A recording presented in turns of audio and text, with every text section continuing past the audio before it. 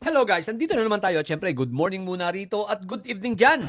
Eto guys, pag-usapan natin at komentuhan at scrutinize natin itong mga pabida-bida na naman itong si Eli. Si Congressman Eli na hanggang ngayon yung kanyang pangako na pantay-pantay na sweldo sa buong Pilipinas ay wala. Okay, sige nga, pakinggan nga natin pinagsasabi naman itong... What the heck? At ang gobyernong to ay kontrolado ng mga oligarchs at mga bilyonaryong negosyante.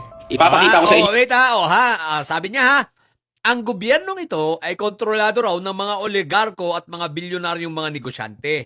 At papatunayan daw niya. Okay, sige nga, tingnan nga natin kung kaya niyang patunayan o chismis ang kanyang sasabihin ito. Okay, pakinggan natin. Kung bakit at paano. Pakinggan natin mismo yung sinasabi ng mga bilyonaryong negosyante at mga oligarko. This president, inaiba sa kanya is he's really actively seeking out consulting with various representatives of the private sector.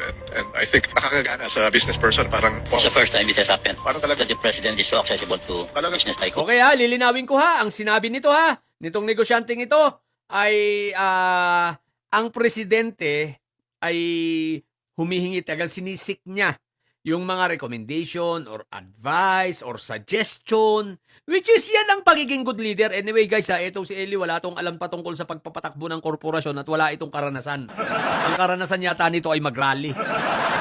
No, wala itong alam sa corporate world, corporate orientation, wala as in zero. Ang alam nito, karanasan nito ay mag-rally. Alam mo guys, ito ha, sa mga lahat ng mga nagtatrabaho dyan, alam ito ng mga managers at ng mga directors at mga matatas, no, na mga official. Ang isang magaling na namumuno ay marunong makinig at kumukonsulta doon sa mga taong nasa baba at sa mga mas nakakaalam doon sa bagay na halimbawa sa kanilang mga industriya. No? Hindi yung nag-aalam-alaman, hindi yung nagrurunong-runungan. Okay, sige. talagang Kung narinig nyo na nagsalita ay si Lance Gokongwei ng pamilya Gokongwei. Siya ang presidente ng JG Summit Holdings, isa sa pinakamalalaking kumpanya dito sa Pilipinas. Tama yun. Tama yun. Yung JC Summit na yan, no? Isa yan sa pinakamalaki. Itong mga Gokongwei, sige. Sila ang nagmamay-ari ng Robinsons, Cebu Pacific at ng Universal Robina Corporation. Okay. Siya na mismo ang nagsabi that the president is so accessible to the private sector, aka mga oligarko at mga bilyonaryong negosyante, at inadmit niya na ngayon lang to nangyari. Pakinggan Ngayon, asan ngayon ang sinasabi mong kontrolado? Di ba, pakabobo? Chismis na naman. Imbis na matuwa ka dahil bakit ibig sabihin, ngayon lang nangyari na ang Pangulo ay accessible din sa mga negosyante. Kung hindi ka pala naman isang Naku! Ob na ob itong si Eli, no? Unang-una guys, eto ha. Eli, ilan na ba ang taong natulungan mo? May mga tao ka na bang napag-aral? May mga tao ka na bang nabuhay? At may mga empleyado ka ba? May negosyo ka ba na may mga empleyado ka? Alam mo ba kung ilang milyon ang empleyado ng taong yan? Alam mo ba kung ilang milyon ang nagtatrabaho sa taong yan at tuwan-tuwa dahil maganda ang pagpapatakbo? Naku, ang ganda kaya sa mga kumpanya niyan. Ang tanong ko, milyon ang nabibigyan niya ng kabuhayan? Sa buong Pilipinas. Tapos, ginagawan mo ng istorya, ginagawan mo ng chismis, na porque sinabing accessible ang Pangulo ay open at nakakapagbigay sila ng suggestion, ibig sabihin nun, kinokontrol na. Ang sabi mo kanina, kinokontrol ha? Kinokontrol tayo ng oligarko ha?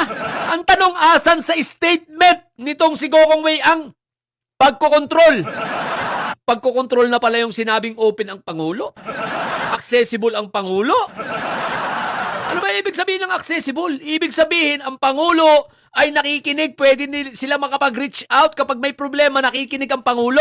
Ganun naman talaga ang dapat na leader. Lalo na't itong mga ito ay negosyante at ito ay may kinalaman sa ekonomiya ng ating bansa. Huwag mong kakalimutan ha, itong mga ito ay nagbibigay ng trabaho sa napakaraming mga Pilipino. Milyong-milyong Pilipino. Hindi katulad mo. Sumesweldo ka sa gobyerno, wala ka namang ginagawa. Yung pinangako mo nga simple-simple. Sabi mo, pagpapantay-pantayin mo ang sweldo ng lahat ng tao. Lahat ng mga Pilipino, saan mang sulok ng Pilipinas, pare-pare sa sweldo, hindi mo magawa. Mamumuna ka pa sa mga ito na nagbibigay ng trabaho sa napakaraming mga Pilipino. Yung iba nga nating mga kababayan, hindi nga nila alam na yan pala ang boss nila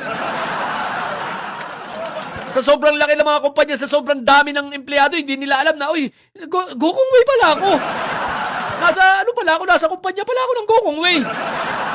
Bakit? Kasi aside from dito sa mga major o mga prime or mga primary company na mga yan, marami pa yung mga sanga-sanga.